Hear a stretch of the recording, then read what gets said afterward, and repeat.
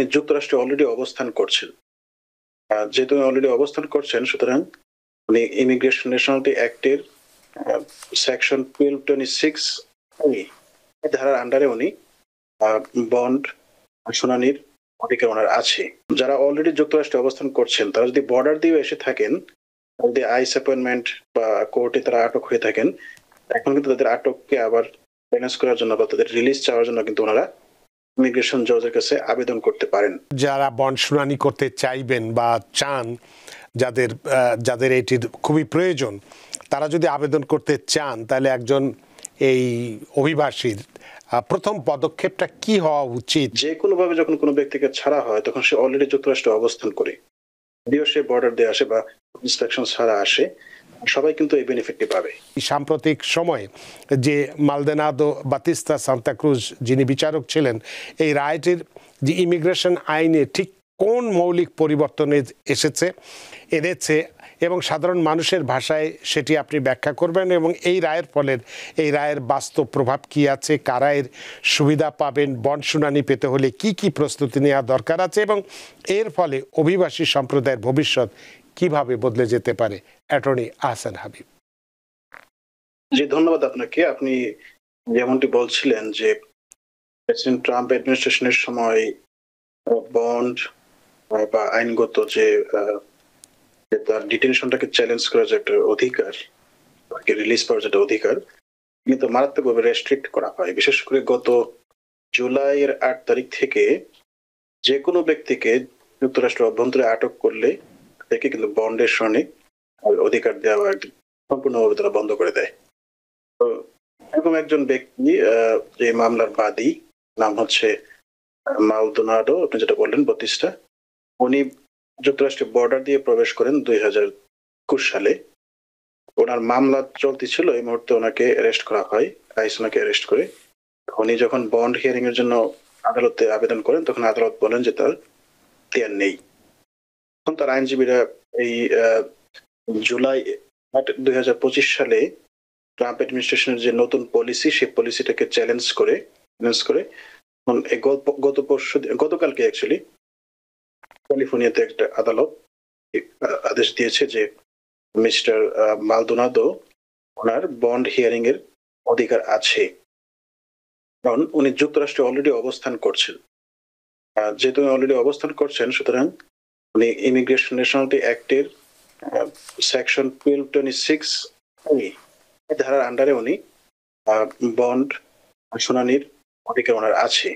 Bond তাকে দিবে কি দিবে না সেটা হচ্ছে ইমিগ্রেশন জাজের এখতিয়ার। তো বন্ড শুনানি চাওয়ার যে অধিকারটুকু ওনার আছে। এই রায়ের ফলে আপনারা জানেন যে বিগত কয়েক মাস ধরে শত শত মাইগ্রেন্টদের কিন্তু আটক করা হচ্ছে। কাউকে আটক করা হচ্ছে কোর্টের বারান্দা থেকে, কাউকে আটক করা হচ্ছে কোর্ট রুম থেকে, কাউকে আটক করা হচ্ছে আইস এর অ্যাপয়েন্টমেন্ট থেকে।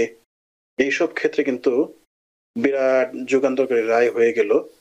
এই বিশেষ করে আপনারা জানেন যে ক্যালিফোর্নিয়াতে, বিশেষ করে লস এঞ্জেলেসে সম্ভবত প্রত্যেক দিন 2000 মানুষকে আটক করা হয়েছিল জুনের 6 তারিখ থেকে। এবং লস এঞ্জেলেস ছাড়াও শিকাগো, ইভেন আমাদের নিউ ইয়র্ক, বিভিন্ন জায়গায়, ওয়াশিংটন স্টেট, বিভিন্ন জায়গায় লোকজনকে আটক করা হচ্ছে। যারা অলরেডি যুক্তরাষ্ট্রে অবস্থান করছেন তারা যদি বর্ডার দিয়ে এসে থাকেন, যদি আইস অ্যাপয়েন্টমেন্ট বা কোর্টে তারা আটক হয়ে থাকেন, এখন কিন্তু তাদের আটককে আবার ব্যালেন্স করার জন্য বা তাদের রিলিজ চাওয়ার জন্য কিন্তু ওনারা ইমিগ্রেশন জজের কাছে আবেদন করতে পারেন। এখানে হোমল্যান্ড সিকিউরিটির পজিশনটা ছিল যে যারা বন্ডের জন্য আবেদন করবে, যারা বর্ডার দিয়ে এসেছে তারা এলিজিবল না, তারা হচ্ছে applicant for admission.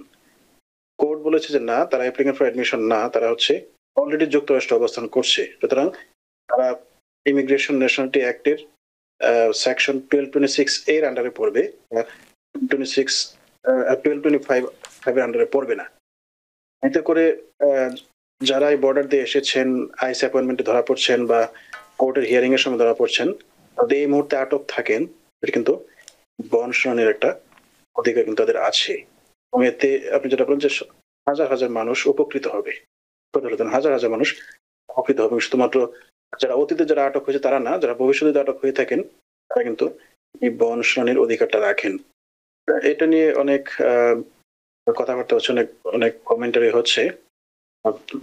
Next week থেকে বা হয়তো আগামীকালকে থেকেই এই আইনটাকে ইমিগ্রেশন জাজরা কিভাবে ইন্টারপ্রেট করেন সেটাকে আমরা দেখবো। তো এক্ষেত্রে যাদের আপনি যেটা বললেন যে আগে যাদের এই ম্যান্ডেটরি ডিটেনশনে যাদেরকে যেতে হয়েছে তাদের অনেককেই বিচারক শুনানি ছাড়াই তাদেরকে জেলে থাকতে হয়েছে, তাহলে এই যে আদেশটি ফেডারেল জাজ দিলেন তার ফলে কি এখন যারা আগে জেলে ছিলেন তারাও কি এই শুনানির সুযোগ নিতে পারবেন, নাকি না স্বয়ংক্রিয়ভাবেই কোনো পরিবর্তন আসবে, না শুধু এখন থেকে বা ভবিষ্যতে যারা আসবে তাদের জন্য এটি প্রযোজ্য হবে? যারা অলরেডি আটক আছেন তারাও পারবেন। আচ্ছা, যেমন আগে যাদেরকে বন্ড কেসটা অথবা ইমিগ্রেশন জাজ শুনেন নাই, নতুন করে আবার বন্ডের আবেদন করতে পারবেন, বন্ডের মোশন তারা ফাইল করতে পারবেন।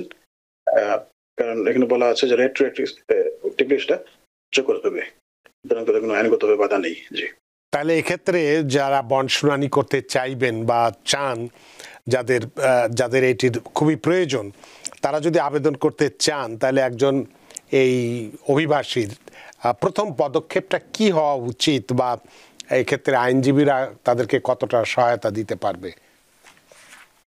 প্রথম পদক্ষেপটা হওয়া উচিত যে যখন তাকে বর্ডার দিয়ে যখন সে আসে, আমরা বলি যে EWI বা এন্টার উইদাউট ইন্সপেকশন, তখন তাদেরকে মূলত আটক করা হয়। আটক করার পরে হয়তো তাদেরকে আবার রিলিজ দেওয়া হয়। কাউকে বন্ড দিয়ে রিলিজ দেওয়া হয়, কাউকে বন্ড ছাড়া রিলিজ দেওয়া হয়, কাউকে OTD বা অল্টারনেটিভ ডিটেনশন, মানে তাদেরকে অনেক সময় প্রায় একটা ব্যাসলেট পরিয়ে তাদেরকে ছেড়ে দেওয়া হয়। আরেকটা হচ্ছে তাদেরকে ইমিগ্রেশন যে নোটিস টু অ্যাপিয়ার, এটা করে তাদেরকে কোর্টে পাঠিয়ে দেওয়া হয়।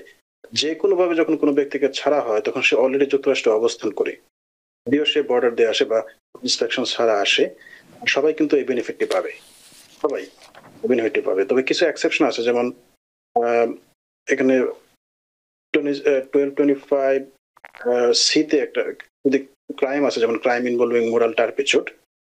কিছু ক্রিমিনাল ক্যাটাগরি আছে যারা কিন্তু সুবিধাটা পাবেন না। তো এরকম লোক খুবই কম, হয়তোবা 100 জনের মধ্যে হয়তো 3 জন মানুষ বা 2 জন মানুষ ক্রাইম করতে পারে। বেশিরভাগ যারা ডিটেন্ট আছেন কিন্তু কোনো ক্রিমিনাল রেকর্ড নেই, আর সবাই কিন্তু সুবিধাটা পাবেন। নিউ ইয়র্ক থেকে সম্প্রচারিত TVN 24 টেলিভিশন বিশ্বজুড়ে বাঙালির কণ্ঠস্বর।